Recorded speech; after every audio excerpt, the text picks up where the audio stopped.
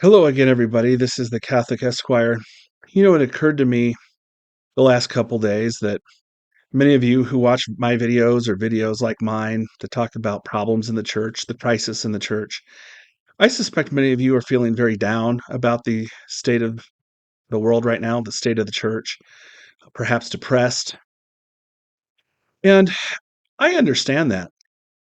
Many of you are wondering, well, how should I process the fact that the guy, Jorge Bergoglio, popularly known as Francis, who's an anti-pope, a Peronist, a communist, um, who denies the existence of hell. He's worshipped demon idols at St. Peter's. He worships Mother Earth. He supports civil unions. He supports gay blessings. He's suppressed the traditional Latin Mass. He persecutes good and holy priests, while at the same time covering for sex perverts and financial corruption. He utters heresies and blasphemies on almost a daily basis. He communes with Freemasons. He scolds little children for spreading the gospel. He rejects converting or attempting to convert other people to Catholicism. He has a devotion to Judas. You would think this would be a problem, but we're dealing here with Christ's church, established by Jesus Christ. And I think we need to maybe take a little perspective here of the situation. Back in the 1970s and 80s, when Catholics who wanted to celebrate the real Mass, the Mass of the Ages, they were confined to basements. You couldn't go on the internet and get information or talk to other people, commiserate with other people about the situation of the church. You were very, very alone. You may know a few people. If you knew a priest who even knew how to celebrate the Latin Mass or was brave enough to do it, you had to go into some guy's basement. Um, there were no books to buy at Catholic stores. There was no Amazon to buy traditional books. Very difficult to find anyway. There were people who remembered the old days. My grandfather, I know, is one of them. And yet they really had no outlet for stating what was obviously the truth, that a new religion had taken over, hijacked the Catholic Church buildings, the titles, what appears to be the visible church. There was nothing they can do. They were forced to receive communion in the hand. Their high altars were ripped down. The tabernacles were taken away and moved off to the side or in a back closet somewhere. Latin Gregorian chant was all taken away. You were forced to listen to John Denver songs, terrible sermons, and receiving communion in the hand from some laywoman while particles of Christ dropped on the floor and got stomped on. All of these things happened, relatively speaking, overnight, and there was nothing you can do about it. But my friends, the situation today is much, much different. If you think about it, while traditionalists are a very small, still quite very, very small minority of the church overall, the voice of the traditionalists is very, very loud. And it's also very, very persuasive. And it's also having an impact. This leads me to the title of the video. How is it that Jorge Bergoglio, Francis, is helping the traditional movement? How is it that someone like that could possibly be helping real Catholicism? And the answer to it is the fact that tradition lives in that man's head.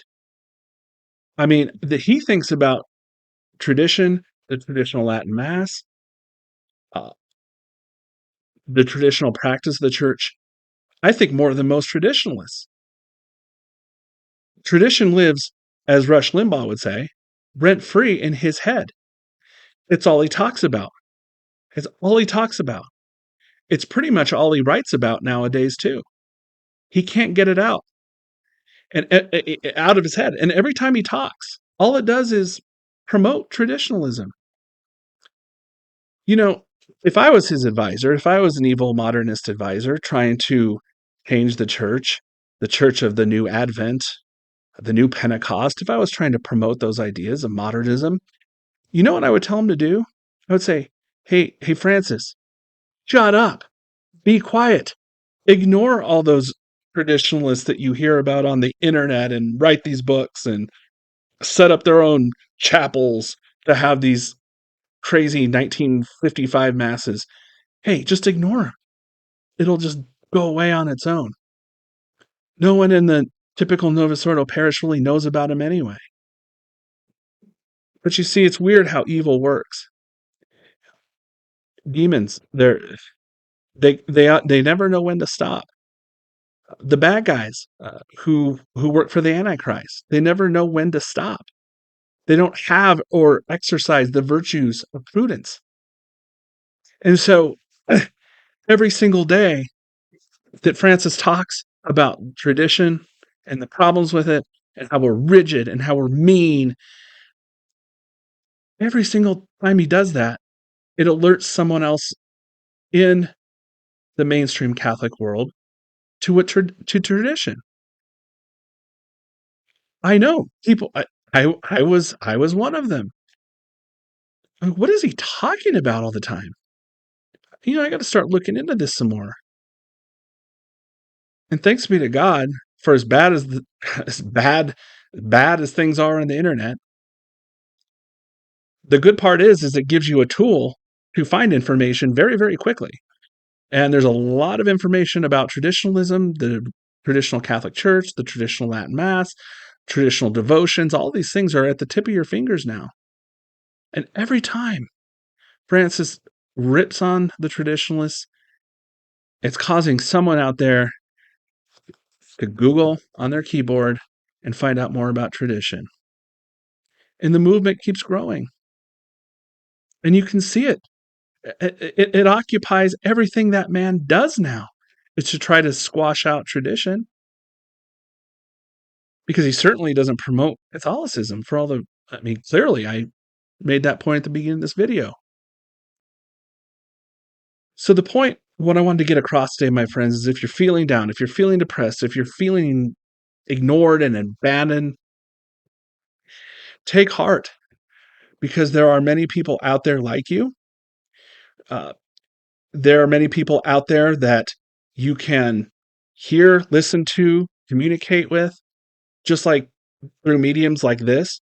Sure, there's a lot of bad garbage and crap out there, but there's a lot of good stuff too. It gives you access to the things that those who came before us in the traditional movement in the 70s and the 80s, that they didn't have access to or ability to do like we have today. And that should warm your heart and give you courage, more courage, to keep doing what you're doing. Don't let these people tell you to shut up. You're stupid. You're unlettered. You don't have any right to exercise your common sense. How dare you judge anybody in the hierarchy? Who are you? No, you are a Catholic, and you are charged with finding that truth and defending it for our Lord Jesus Christ. That's what he wants you to do. This is our test for the modern day. Christ gave us the tools now we need through communication, through books, through access to traditional encyclicals and teachings and sermons. We have that now. And it's our job to use those tools. And I truly believe Christ is watching us very much to see how we respond to this crisis in the church we have today. Thank you so much for listening. If these videos help, please share them, like them, and subscribe to the channel. That's a big one.